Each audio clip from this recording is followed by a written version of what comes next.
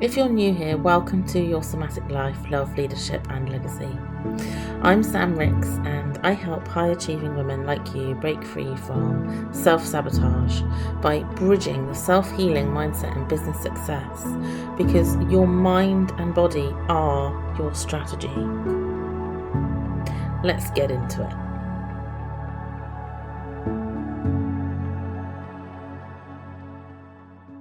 Today is about the feelings and emotion of guilt and shame, which is something that we can feel very heavily for a very long period of time, but also hold on to, which can then change how we actually really think and feel about ourselves.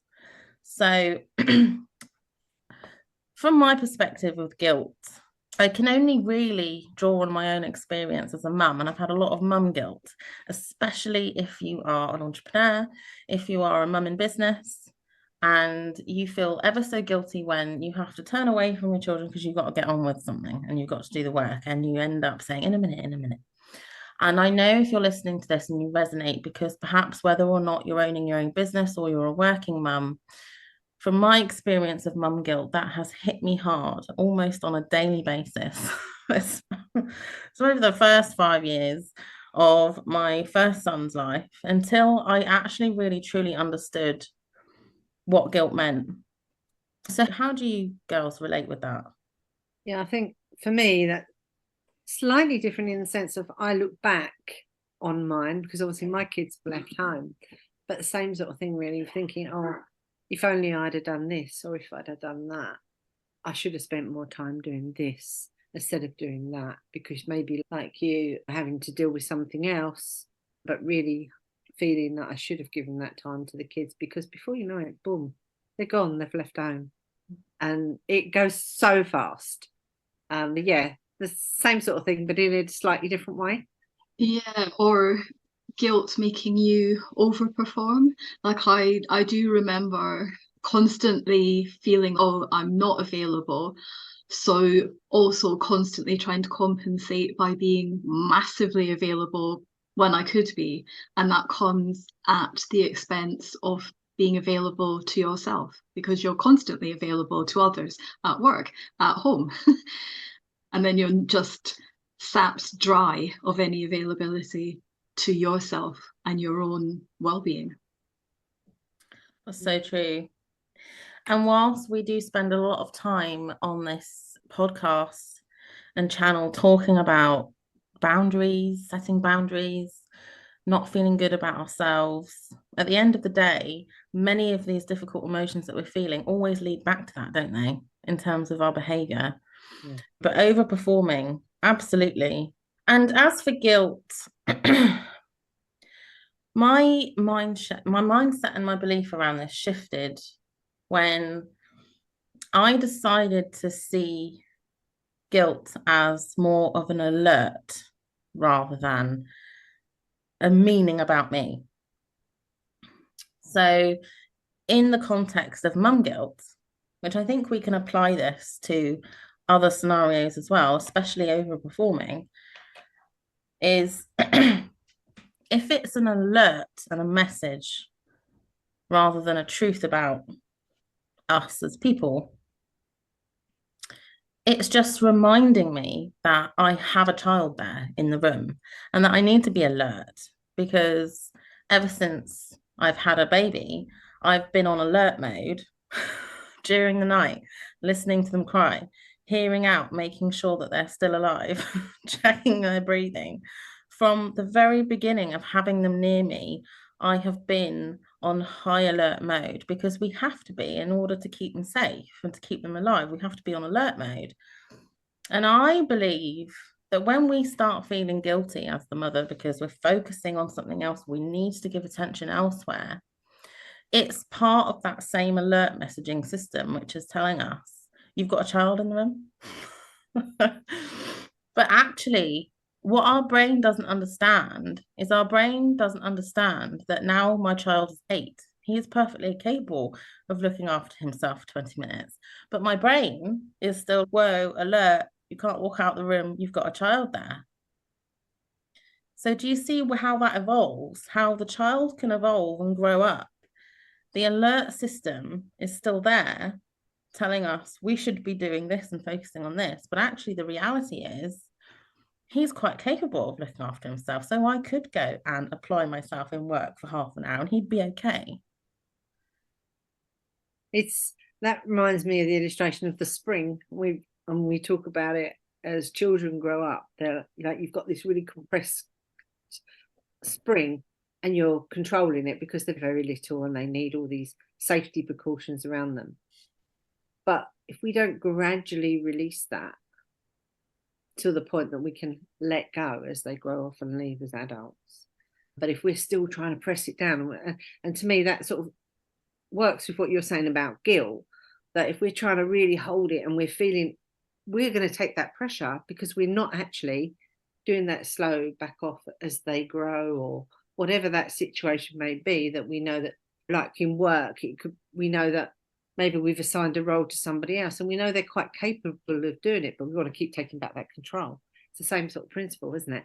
And so we've just got to learn, I think, in a way, to be able to step back slowly but slowly. So then eventually that guilt's not like that real big pressure that we're trying to hold together. That's so true. That makes so much sense when you describe it that way. I love it. Or we're coiled up ourselves that we don't actually have the available space to recognize when we can trust that they have that space, that they can be trusted to experiment, to try things out, because we're so busy micromanaging ourselves, our work, our children, that we can't just sit back and say, okay, I'm available now to allow them to experiment here and know that they're safe so that I can then go on and do something for myself. That constant feeling of I'm just trying to do everything for everybody all the time, doesn't allow that mental space to see I can trust here, I can give space here, doesn't allow that. Yeah, absolutely. And I think so many of us spend so much time in this headspace of feeling guilty when really it's like we're saying, it's micromanaging and having not trust in ourselves and not trust in the other people around us. There are so many other aspects to guilt that it isn't just in those situations that it applies, but we also not just need it as an alert system, but we need it in as much as keeping us a good person. Because at the end of the day, you will feel guilty if you've done something wrong, if you have actually done something wrong. And that affects our conscience. And I think so many times when I've worked with clients and we've been talking and discussing about guilt, we often end up falling back on the question, is that true though? Did that happen? Do you have the police knocking at your door? Did you actually do something wrong? Or is it just a made up feeling and emotion inside yourself on all of our assumptions and beliefs about ourselves? Is that actually true? And there is no more powerful question, I don't believe, than is it true? And to find the evidence for it in terms of that. But there's also a very close relationship with guilt to the other emotion that we wanted to talk about today, which was shame. So, why is the relationship between guilt and shame so closely connected? And for me, I would think, when you think about if you feel guilt over something, then it can be that shame can be maybe you're embarrassed about a decision or something that you made, so you felt ashamed of that you made a certain decision at a certain time in your life, and then you look back and you think, I wish I'd done it differently. And I think that's where, if you like, guilt, where you feel guilty because you've made a certain decision or whatever it may be, but that shame that still sits with you many years later, and then you think, but I wish I'd done that differently. And I think sometimes it can just be how we berate ourselves inside over certain things. I like Brené Brown's guilt is something we've done. Shame is we judge ourselves as wrong. I am wrong. So we've not done something wrong. I am actually wrong myself. And I think For me, it's about being secure in your values, because we make decisions based on the available evidence at that time. And Yeah. if we are secure in our own values, we know I made that decision based on those reasons, so I can trust that. But if we aren't secure in our values, in our core values, in our understanding of ourselves, we constantly doubt, did I make the right decision? Did I do the right thing? And that's where shame comes in, because we lack a sense of our own worth in that decision that we've made. So it undermines our whole sense of self. I could have made another decision if I'd have done that. But then at the time, if you had the chance to go, what would happen if, what will happen if I don't, etc. When you have a chance to rationalize that decision and feel safe, yes, 10 minutes later, further evidence might have given you a different idea, a different response. But at that time, you made the decision based on the evidence. So you can let go of shame. And that draws so nicely into one of our previous, most recent episodes we did together, where we talked about different levels of forgiveness and self-forgiveness, doesn't it? Yeah. And how I encourage you to go back and either watch that on our YouTube or listen to the episode on the podcast, because the two episodes work really well together. And I always draw upon my worst moment of guilt and shame, which I know you two know about, and I will share here, is when my mum was passing away with cancer. Her last words to me were, "I raised you better than this." I was leaving me on this planet with those words, and at the time I just thought, bitch. We had such a hard relationship at times. We had an amazing close relationship, but we also had a very difficult mother-daughter relationship. And at the time, I was also going through family court and having a very difficult relationship with my son's father. And I was getting bombarded with email after email, whilst I was also at the same time trying to deal with losing my mum. But I allowed myself to get consumed by that relationship. And anyone listening who has experienced a very difficult, emotionally toxic relationship will know how that can consume you entirely, which was just such an inappropriate time in my life when I should have been completely absorbed with my mum. And I should have been focused on her. And I felt like I was trying to do that. And I was doing a bit of everything. I had my son on my boob, breastfeeding for the first time. I was supporting my mum, I was holding her hand, and I was reading emails with my other hand. Just like, how do you deal with all of that? And then when she said those words to me, I was like, I feel shit. The guilt and shame that I held. But like you say, Laura, and stepping into going back to self-forgiveness, at the time, I knew no better. I was the age that I was as a young adult woman. I was struggling. I was going through loads at the time. I was surviving. I was getting through each day at a time. And only now, when I look back, I can let that go. But it did completely consume me. Yeah, and I think probably the three of us have all been through something very similar, haven't we, in our lives? And I think, I think we've all lost our mum. So we've all been in those areas of different things of shame and guilt, I think, that you feel over those situations. But you can't change the past. And that trying to balance everything. I know my mum was back in Scotland, I was in London, and trying to balance when to go home, because I knew how ill she was, and keep my son in school, time it to go home for half term, because he was already missing school from traveling up and down the country because she was unwell. That was such a challenge.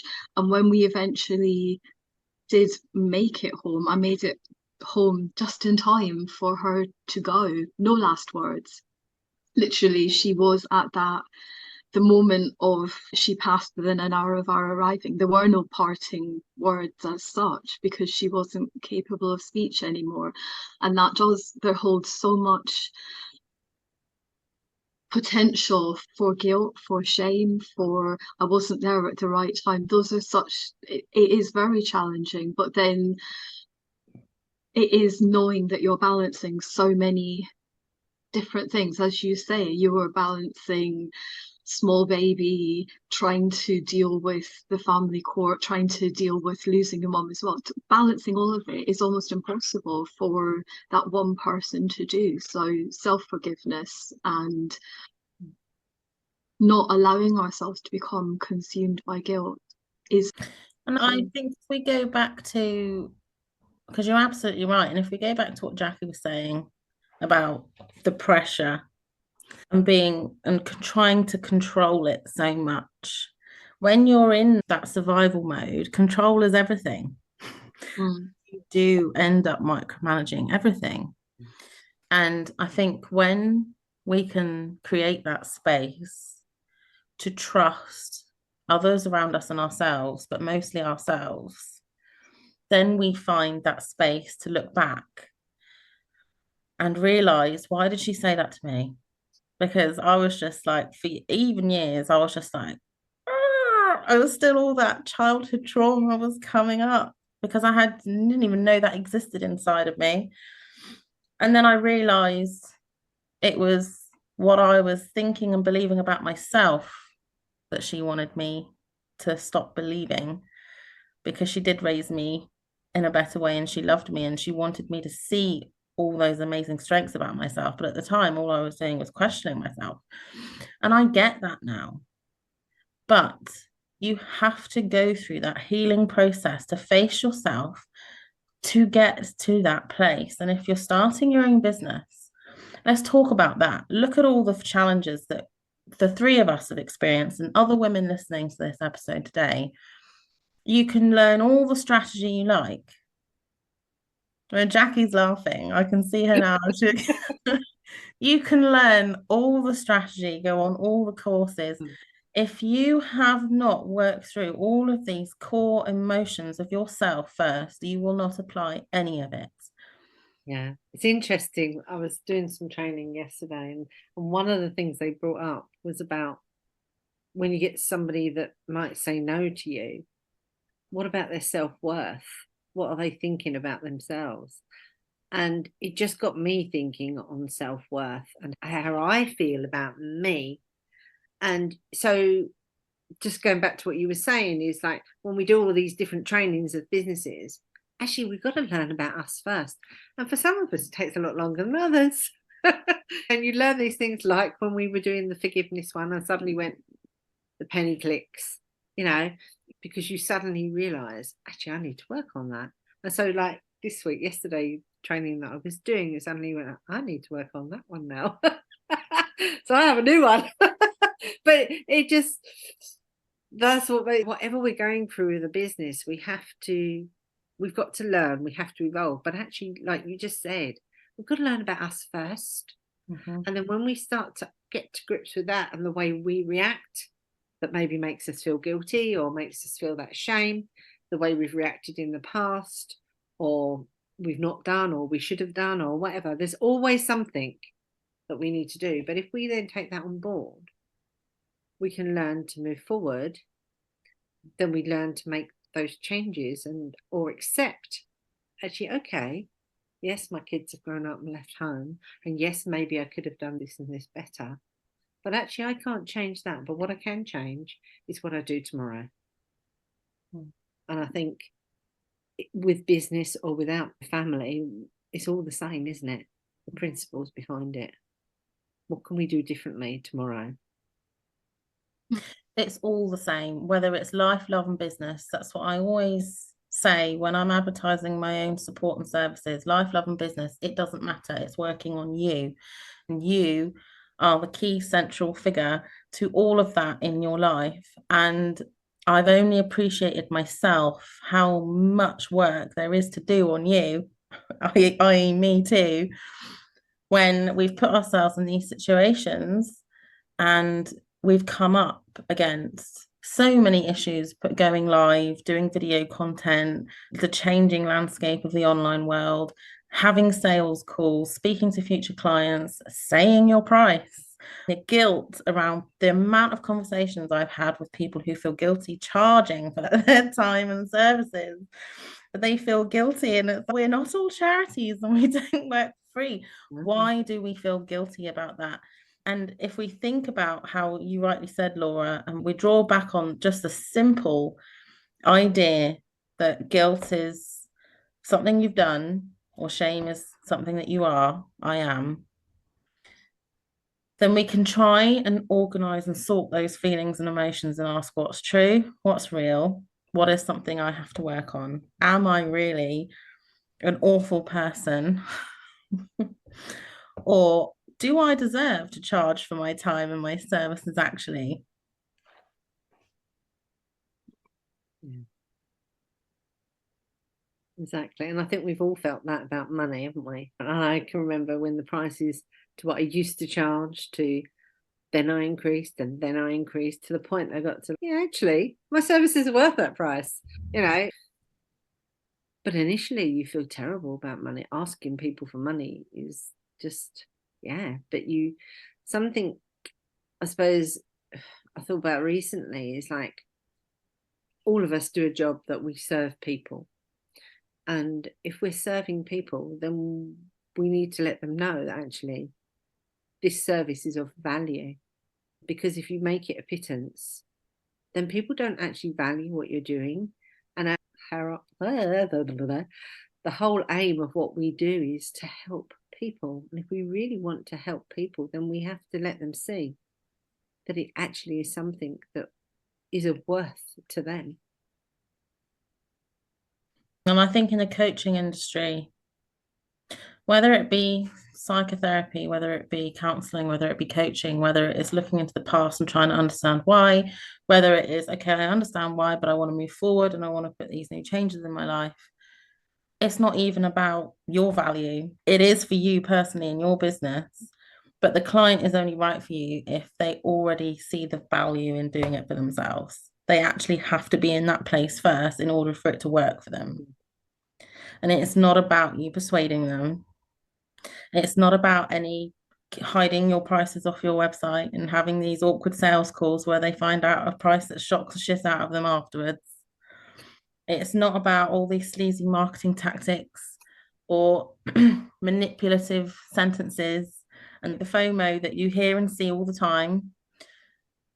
It's about they're ready when they're ready and they know when they're ready or not.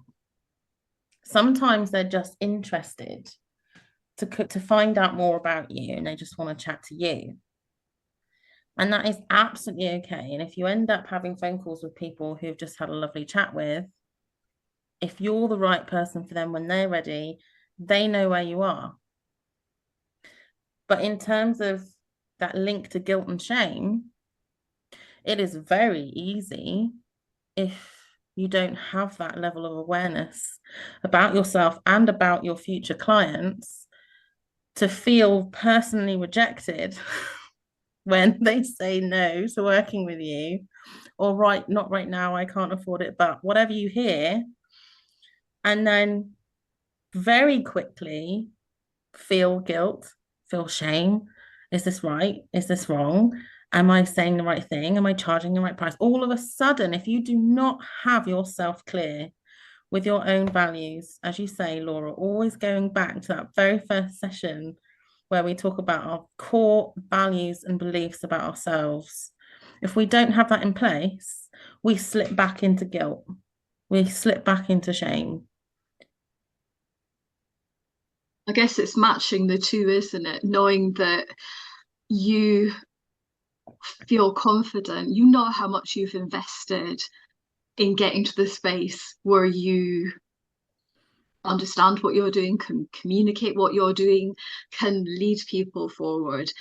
You know its value. You know how much you put into it, so you know the value of that.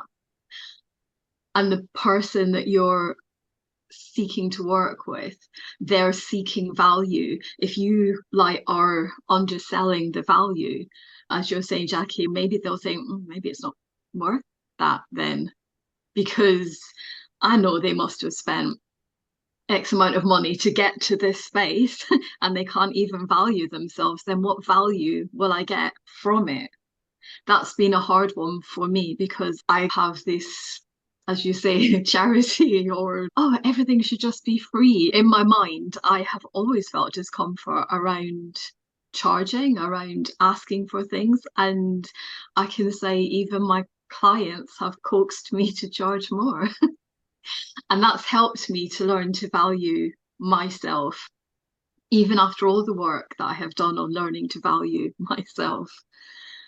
I still needed that extra support of, seriously, is it really that cheap? Are you underselling yourself there? And then I've come back and looked at it, and I really appreciate those clients that kind of coaxed me in that way, because it was costing them, but our relationship then worked better because we both valued the growth that was going to come from it for both of us.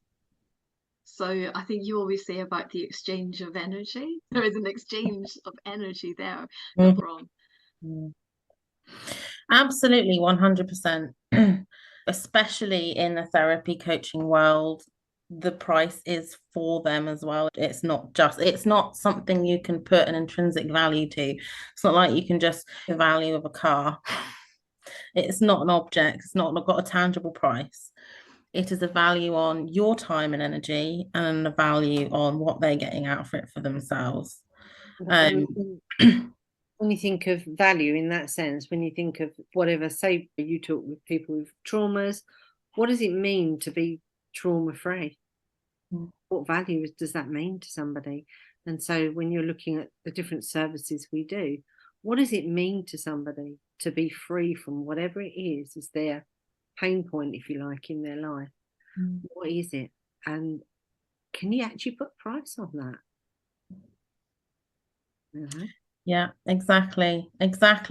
And I think if we're just talking about guilt and shame today, it's such a broad and complex emotion and topic, but already, even in just this one episode, we've spoken on many different levels of guilt, whether it's guilt from familial, someone who said something to you, are you this person, are you not this person, something that you did as behavior in the past, or mum guilt, the children around you, and you're knowing that you want to be successful and you need to achieve and do work, but you feel guilty about leaving them aside.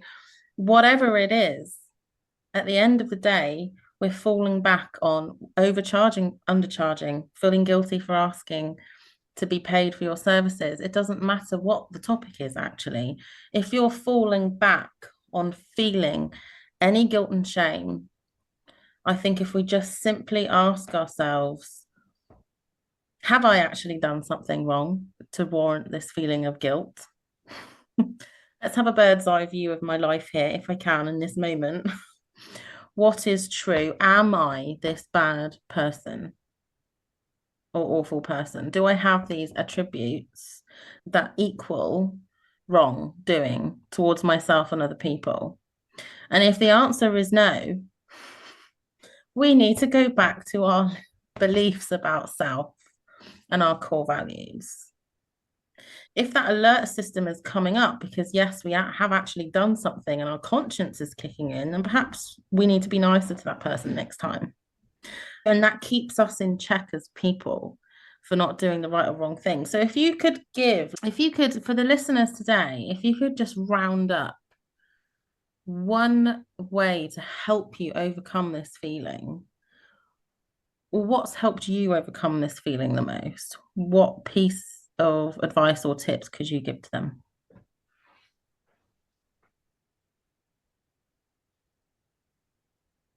I'm going to say our chats. Because going back on the one, just even whenever we have our discussions, I always feel I come out learning something about me and learning a tip that maybe I didn't know, or just a way of thought. Like, for example, I wrote down something Laura said was to be secure in your own values. And I thought that's such a key thing to remember.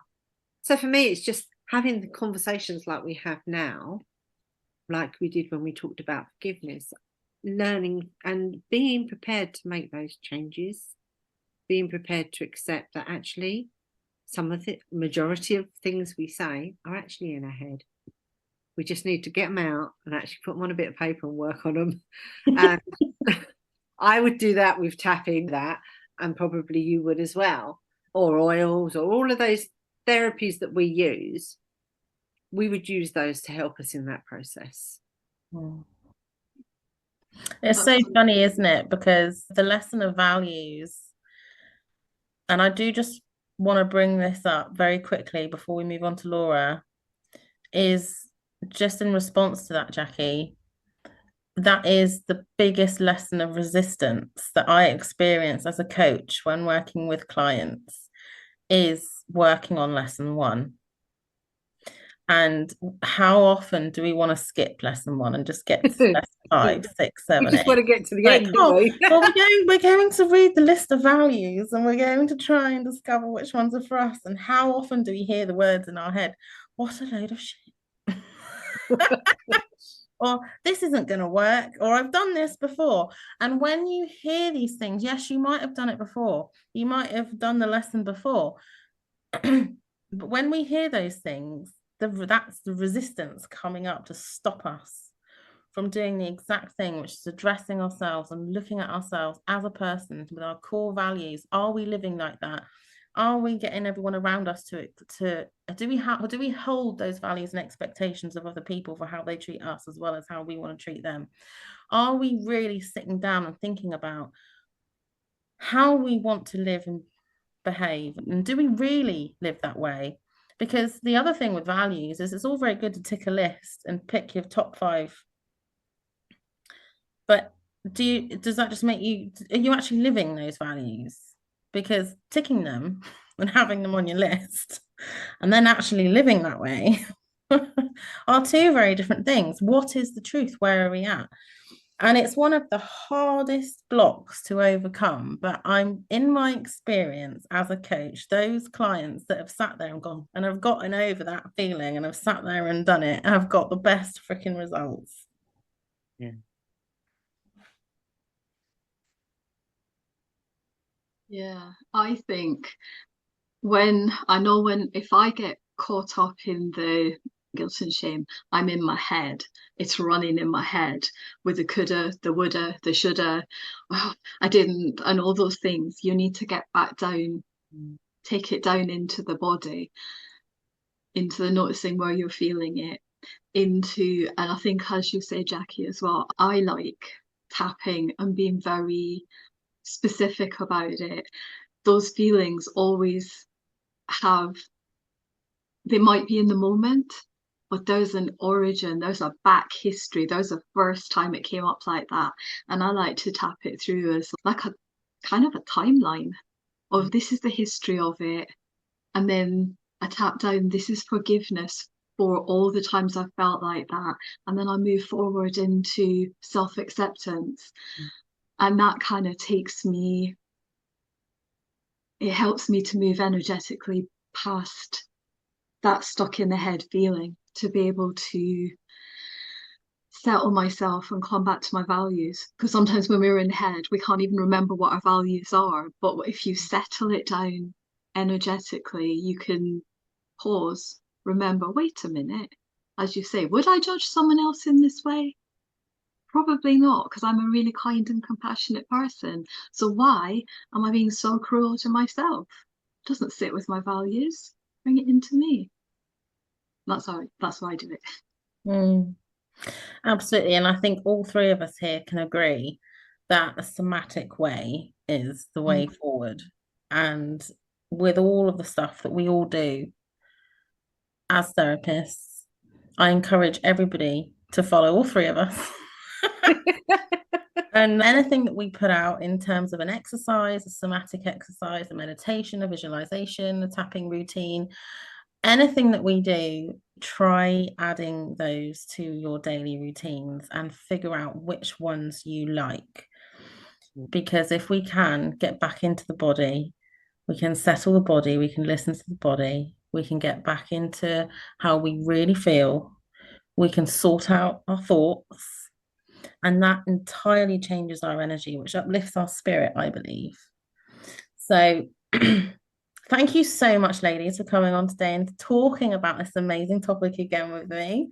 It's been wonderful. And I hope to all the listeners, you've gotten some key takeaways from today. Do share them with us. Let us know what you would like us to come back and talk about. If today's episode resonated with you, don't let that insight stop here. Transformation happens when we take action. I've put together some of my best tools and resources to help you break free from self-sabotage and step into aligned success. You can get instant access just by subscribing at samanthajricks.com/subscribe. And if you loved this episode, make sure to hit follow so you don't miss what's coming next. And I'll see you soon. Take care.